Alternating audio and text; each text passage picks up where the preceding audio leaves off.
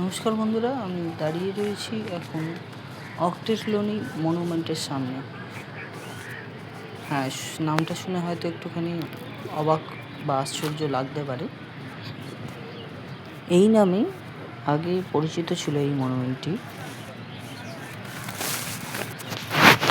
আজ যা শহীদ মিনার নামে পরিচিত। 1828 সালে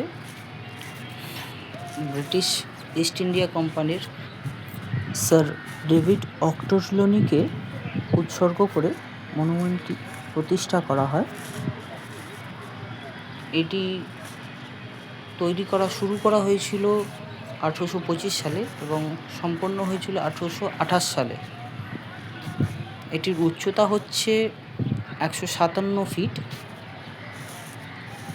এটা ইজিপশিয়ান স্টাইলে বানানো।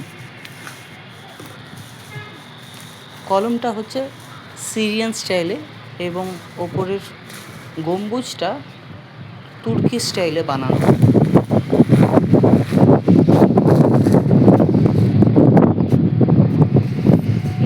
আগস্ট 1969 সালে এটার নতুন করে নামকরণ করা হয় শহীদ মিনার।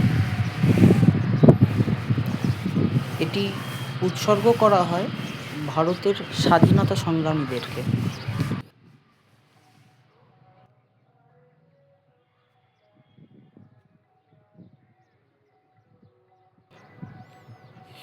এটি অবস্থিত কলকাতার রানী রাসমণি এভিনিউ, কলকাতা ময়দানে।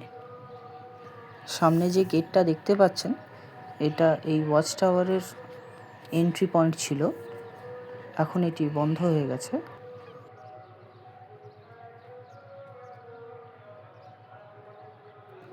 এটাতে উঠে লোকে ওপরের কলকাতার ভিউটা দেখতে পেত, কিন্তু কিছু বছর আগে এক ট্যুরিস্টের ওপর থেকে পড়ে গিয়ে মৃত্যু হওয়াতে এটিকে বন্ধ করে দেওয়া হয়।